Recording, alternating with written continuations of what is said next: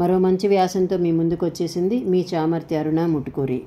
వినాయక చవితి అంటే ఆ 9 రోజులు వినాయక పూజలతో ఊరంతా కోలాహలం, సందళ్లే సందళ్ళు.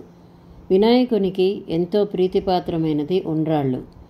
ఆ ఉండ్రాళ్ళని నైవేద్యంగా తప్పనిసరిగా పెట్టాలి అని చెబుతారు కదా పెద్దలు.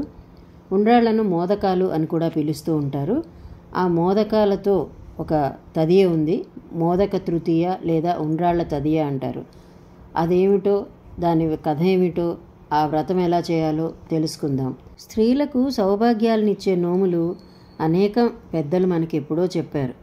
వర్షాకాలం ప్రారంభమైందంటే అంటే శ్రావణ భాద్రపద మాసాల్లో వ్యవసాయ పనులు కూడా అధికంగా ఉంటూ ఉంటాయి. స్త్రీల ఆరోగ్యం పాడవకుండా నోముల రూపకంగా మన ఆరోగ్యం సంరక్షించే ఏర్పాటన్నమాట ఈ నోములు. గోరింటాకు పెట్టుకోవడం, కాళ్ళకి పసుపు రాసుకోవడం ఇలాంటివి మచ్చుకి కొన్ని. శ్రావణ మంగళగౌరి నోములు, వరలక్ష్మి వ్రతం సాధారణంగా మనందరికీ తెలిసినవే. రాబోయే అట్ల తదియ కూడా అందరికీ తెలిసిందే. అయితే మనం ఇప్పుడు తెలుసుకోబోతున్నది ఉండ్రాళ్ల తదియ. అంటే ఉండ్రాళ్ళు అన్నది పేరులోనే తెలుస్తోంది కదా, తదియ నాడు ఉండ్రాళ్ల నివేదన అని అర్థం చేసుకోవాలి. దానికి కొన్ని పద్ధతులు, కారణాలు, ఆరోగ్య రహస్యాలు కూడా ఉన్నాయి. భాద్రపద బహుళ విదియ రోజున అంటే తదియకు ముందు రోజు నుంచి పండగ ప్రారంభమైనట్లే. ఇది 2 రోజుల పండగ. పెళ్లి కాని ఆడపిల్లలు కుంకుడుకాయలతో తలారా స్నానం చేసి గోంగూర, పెరుగన్నం తినడం రివాజు.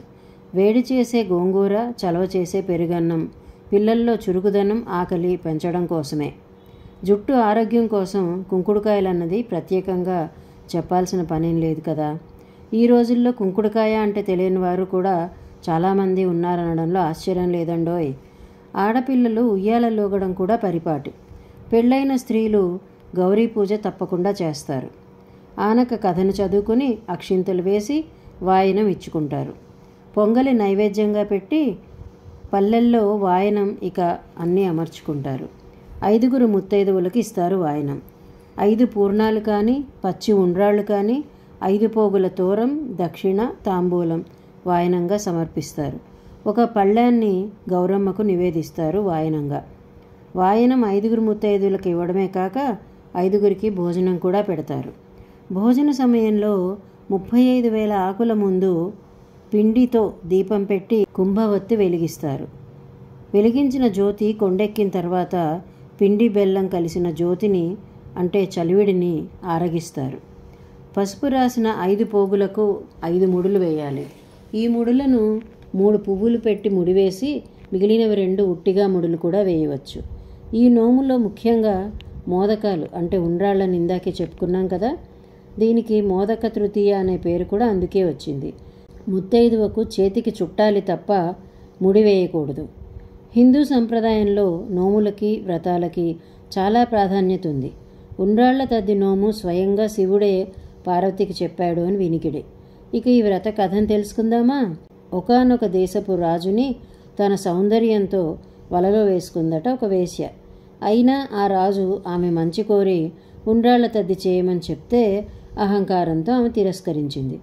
అప్పుడు అంతకాలం ఆమె దోచి దాచుకున్న సొమ్మంతా పోవడం, కూడని రోగం ఏదో రావడం ఇలా జరగడంతో తన తప్పు తెలుసుకుని రాజపురోహితుని సహాయంతో ఈ నోమాచరించి తన పూర్వ వైభవాన్ని పొందడమే కాకుండా అంత్యదశలో గౌరీలోకాన్ని కూడా చేరుకుందని చెబుతూ ఉంటారు.